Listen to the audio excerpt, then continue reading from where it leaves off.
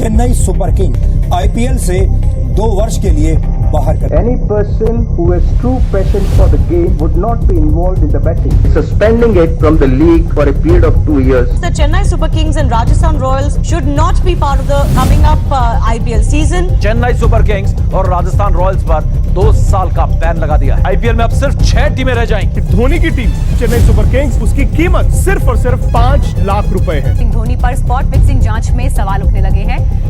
2 साल आईपीएल में बैन रहने के बाद चेन्नई सुपर किंग्स मैदान पर वापसी करती है। महेंद्र सिंह धोनी का वनवास खत्म हो चुका है। The 2 years that we were not part of IPL, those were the tough times, but I feel I was waiting for this time so that we come together. IPL में शानदार वापसी के बाद अपने शुरुआती 5 में से 4 मैच जीतकर चेन्नई ने दुनिया के होश उड़ा दिए थे। चेन्नई एक्सप्रेस ने दिल्ली मेट्रो को फिर पछाड़। Start of the season for Chennai Super Kings. I had a lot of respect for them. CSK showed that again. Chennai super Kings क्या खेली है ना। After 3 years, they were seeing their boys in yellow come out. ऐसे में जिनका मानना था अब माही का वो वाला जादू खत्म हो चुका है। अब माही की कप्तानी वाली चेन्नई सुपर किंग्स 2016 से पहले वाली चेन्नई सुपर किंग्स नहीं रही है। 2018 में अपनी शानदार वापसी से चेन्नई सुपर किंग्स ने उन सारे सवालों के जवाब दे दिए थे, लेकिन एक सवाल अभी भी बाकी था और बाकी था उस सवाल का जवाब। चेन्नई भले अपने शुरुआती 5 में से 4 मैच जीत चुकी थी, लेकिन कप्तान महेंद्र सिंह धोनी का वो जलवा अभी इन 5 मैचों में नहीं दिखाई दिया था। दिग्गजों का मानना था कि सीएसके का वो पुराना माही कहीं खो गया है। कप्तान के रूप में महेंद्र सिंह धोनी का कोई तोड़ नहीं था, परंतु बतौर फिनिशर उन पर कई सवाल उठाए गए थे। कई सवाल उठे थे उनकी बल्लेबाजी, उनके फिनिशिंग के अंदाज पर। कईयों ने मान लिया था कि अब माही में वो पराक्रम नहीं है। नमस्कार, आप देख रहे हो द डॉक्यूमेंट्री का स्पेशल एपिसोड, कहानी महेंद्र सिंह धोनी के पराक्रम की।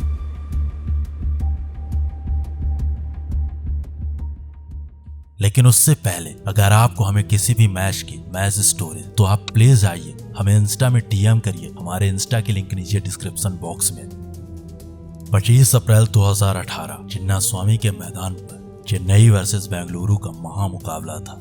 एक तरफ विराट की विराट सेना थी, वहीं दूसरी तरफ माही की संतुलित सीएसके थी। दोनों टीमों के कप्तान मैदान पर आते हैं, सिक्का उछाला जाता है और सिक्का कप्तान महेंद्र सिंह धोनी के पक्ष में गिरा। टॉस जीतकर महेंद्र सिंह धोनी ने पहले गेंदबाजी करने का निर्णय लिया और बेंगलुरु को पहले बल्लेबाजी करने का मौका मिला। आरसीबी की ओर से पारी की शुरुआत कर रहे थे स्वयं कप्तान कोहली और क्विंटन डिकॉक। दोनों बल्लेबाजों ने मिलकर के शुरुआती 4 ओवर में 35 रन जोड़ डाले, परंतु 5वें ओवर में कप्तान कोहली के विकेट का पतन होता है। रविंद्र जडेजा की शानदार कैच से कप्तान कोहली के पारी का अंत हुआ। अपने कप्तान को खो चुकी आरसीबी अब मात्र डिविलियर्स के सहारे थी। वही इंसान जिसके बल्लेबाजी, जिसके अंदाज, जिसके फील्डिंग, जिसके आवाज की मुझे दुनिया देखी थी, जिसके मात्र मैदान में रहने से मैदान का माहौल ही कुछ और होता था। उसी एबी ने पावर प्ले के आखिरी ओवर में हरभजन सिंह को 17 रन कूट दिए।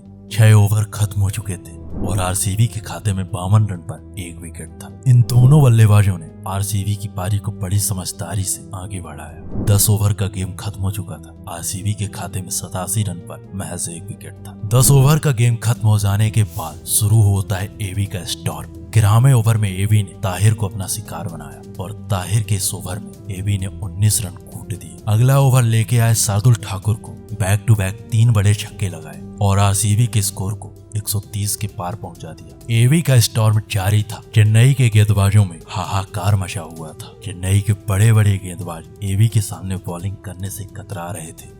ऐसे हालात में कप्तान महेंद्र सिंह धोनी ने एक नई चाल चली। 14वें ओवर में ड्वेन ब्रावो को बॉल थमा दी। महेंद्र सिंह धोनी की ये चाल सीएसके के काम आई और ड्वेन ब्रावो ने क्विंटन डिकॉक को अपना शिकार बना लिया। क्विंटन डिकॉक के इस विकेट के साथ चेन्नई की कुछ हद तक वापसी हो चुकी थी। चेन्नई का ये मिनी कमबैक तब महा कमबैक में बदल जाता है जब इमरान ताहिर ने 15वें ओवर में एबी के साथ साथ एंडरसन को अपना शिकार बना लिया। सीएसके के खिलाफ अपना लगान वसूल रहे एबी डिविलियर्स ताहिर की फिरकी में अब फंस चुके थे और डिविलियर्स के इस विकेट के साथ खत्म हो चुकी थी आरसीबी की उम्मीद। 13वें ओवर में 200 का स्कोर देख रही आरसीबी 15 ओवर में मैच 142 रन बना पाती है और अपने 4 बड़े विकेट खो देती है। आरसीबी के लिए अब बल्लेबाजी कर रहे थे मनदीप सिंह और कॉलिन डी ग्रैंडहोम। शुरुआत में इनकी बल्लेबाजी को देख करके आरसीबी के लिए 200 का लक्ष्य मुश्किल दिख रहा था। एबी डिविलियर्स के विकेट के पतन के बाद आरसीबी के लिए 200 का स्कोर एक सपना बन चुका था, परंतु इन दोनों बल्लेबाजों ने कुछ शानदार शॉट्स खेले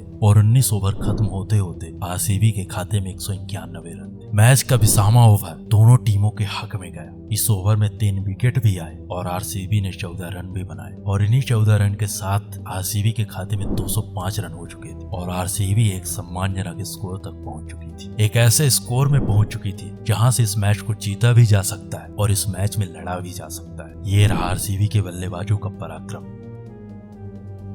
आरसीबी की ओर से सर्वाधिक एबी डिविलियर्स ने मैच 30 गेंदों में 68 रन बनाए, वो भी 8 छक्कों की मदद से।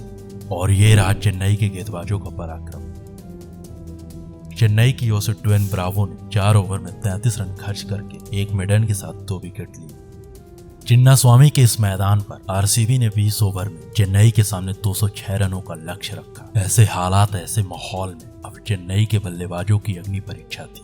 206 रनों के लक्ष्य का पीछा करने उतरे सीएसके की ओर से पारी की शुरुआत कर रहे थे शेन वॉटसन और अंबाती रायडू, परंतु पारी के पहले ओवर में चेन्नई ने शेन वॉटसन का विकेट खो दिया। शेन वॉटसन के विकेट के पतन के बाद चेन्नई की ओर से बल्लेबाजी करने के लिए वो शख्स आता है जिसके नाम से ये आईपीएल जाना जाता है। मिस्टर आईपीएल और अंबाती रायडू ने चेन्नई की पारी को संभाल कर रखा और महज 5 ओवर में चेन्नई के खाते में 50 रन कूट डाले। छठे ओवर में उमेश यादव ने मिस्टर आईपीएल को अपना शिकार बना लिया और एक बार फिर से मुकाबले में वापसी कर जाती है। मिस्टर आईपीएल के इस विकेट के पतन के साथ दोनों टीमों के लिए पावर प्ले खत्म होता है। पावर प्ले अब खत्म हो चुका था। चेन्नई के खाते में 55 रन पर 2 विकेट थे। चेन्नई अपनी पारी को संभाल ही रही कि अगले ओवर में चहल ने अपनी चतुराई से सैम बिलिंग्स को आधे रास्ते में खड़ा कर दिया।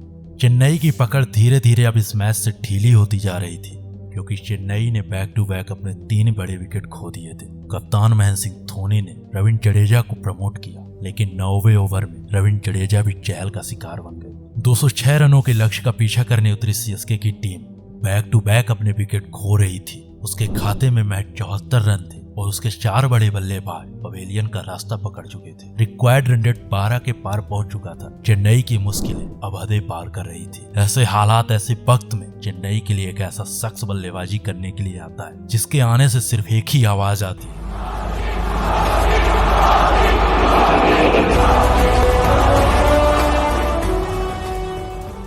चेन्नई को इस भारी मुसीबत से बाहर निकालने के लिए चेन्नई का दिल, चेन्नई की धड़कन, चेन्नई का माही आता है। उसने आते ही इस छक्के से अपने पारी का आगाज किया और उसके इस शॉट से दुनिया उसके इरादे भांप चुकी थी। अगले कुछ ओवर्स तक अंबाती रायडू और महेंद्र सिंह धोनी चेन्नई की पारी को संभालने का कार्य किया। 13 ओवर का खेल खत्म हो चुका था। चेन्नई के खाते में महज 107 रन पर 4 विकेट थे। रिक्वायर्ड रन रेट 14 के पार पहुंच चुका था। आरसीबी के गेंदबाज आरसीबी की मैच में वापसी करा चुके थे। परिस्थितियां बिल्कुल भी चेन्नई के साथ नहीं थी, लेकिन कप्तान महेंद्र सिंह धोनी के होने से चेन्नई की सांसें अभी भी चल रही थी। एक छोर से रायडू एक बेहतरीन पारी खेल रहे थे, वहीं दूसरी छोर से कप्तान महेंद्र सिंह धोनी चेन्नई को संभालने का प्रयास कर रहे थे। 13 ओवर खत्म हो जाने के बाद अब महेंद्र सिंह धोनी ने एक नई चाल चली और रायडू को आरसीबी के खिलाफ आक्रमण पर उतार दिया और इन दोनों बल्लेबाजों ने अगले ओवर में मिल करके 19 रन बटोर लिए, जिसके चलते रायडू का अर्धशतक कंप्लीट हो चुका था। चेन्नई के लिए मैच जीतने के लिए इसी तरह के कुछ बड़े ओवर्स की जरूरत थी, क्योंकि ये मैच जीतने के लिए अब अगली 36 गेंदों में 80 रनों की जरूरत थी। इन दोनों बल्लेबाजों ने मिल करके चेन्नई की पारी को अपने अंदाज, अपने अनुसार आगे बढ़ाया। 17 ओवर का खेल खत्म हो चुका था। चेन्नई के खाते में 161 रन थे। अब यहाँ से ये मैच जीतने के लिए चेन्नई को अगले 3 ओवर में 45 रनों की जरूरत थी। जब लग रहा था कि ये मैच चेन्नई बड़ी आसानी से जीत जाएगी, अपना विराट रूप दिखा रहे अंबाती रायडू कुछ इस कदर आउट हो जाते। रायडू के आउट हो जाने के बाद चेन्नई की मुश्किलें बढ़ चुकी थी, परंतु जब तक मैदान में माही है तो चेन्नई के लिए कुछ भी असंभव नहीं था। चेन्नई के फैंस की अब नजर अब सिर्फ माही पर थी। माही भी अपना अर्धशतक पूरा कर मैदान पर थे। अब अंतिम 2 ओवर का खेल बाकी था। दुनिया ने जिस माही को मान लिया था कि वो माही कहीं खो गया है, चेन्नई को उसी माही, उसी धोनी की जरूरत थी। ऐसे हालात में धोनी ने अपना विस्फोटक स्वरूप धारण किया और 19वें ओवर में मोहम्मद सिराज को 14 रन कूट दिए। अब अगले ओवर में चेन्नई को यह मैच जीतने के लिए 16 रनों की जरूरत। ऐसे हालात में कप्तान कोहली ने कोरी एंडरसन को बॉल थमाई। कोहली के सामने ब्रावो थे और ब्रावो के सामने कोरी। ब्रावो ने कोरी एंडरसन की पहली 2 गेंदों में 1-6-1-4 लगा करके शुरुआती 2 गेंदों में 10 रन बना दिए। अब ये मैच जीतने के लिए अगली 4 गेंदों में 6 रनों की जरूरत थी। ब्रावो ने स्ट्राइक लेकर के महेंद्र सिंह धोनी को स्ट्राइक दी। अब अगली 3 गेंदों में 5 रनों की जरूरत थी और चौथी बाल में महेंद्र सिंह धोनी का ये शॉट और इसी शॉट के साथ खत्म हो जाती है दिग्गजों की वो अभिलाषा, वो आकांक्षा जो पिछले 2 वर्षों से चली आ रही थी। जिस माही को दिग्गज मान चुके थे कि ये माही, ये धोनी खत्म हो चुका है, वो माही, वो धोनी कहीं खो गया है, वो माही, वो धोनी उस दिन इस तरह के शॉट लगा रहा था। उन सारे लोगों को जवाब दे चुका था जो मान रहे थे कि फिनिशर माही कहीं खो गया है। उस दिन महेंद्र सिंह धोनी ने चेन्नई को एक ऐसा मैच जिताया था जिसे जीत पाना चेन्नई के लिए लगभग नामुमकिन था। उस दिन महेंद्र सिंह धोनी ने महज 34 गेंदों में 70 रनों की ताबड़तोड़ पारी खेली थी 7 छक्कों की मदद से, और अंबाती रायडू ने 53 गेंदों में 82 रनों की पारी खेली थी। ये रहा चेन्नई के बल्लेबाजों का पराक्रम और ये रहा आरसीबी के गेंदबाजों का पराक्रम।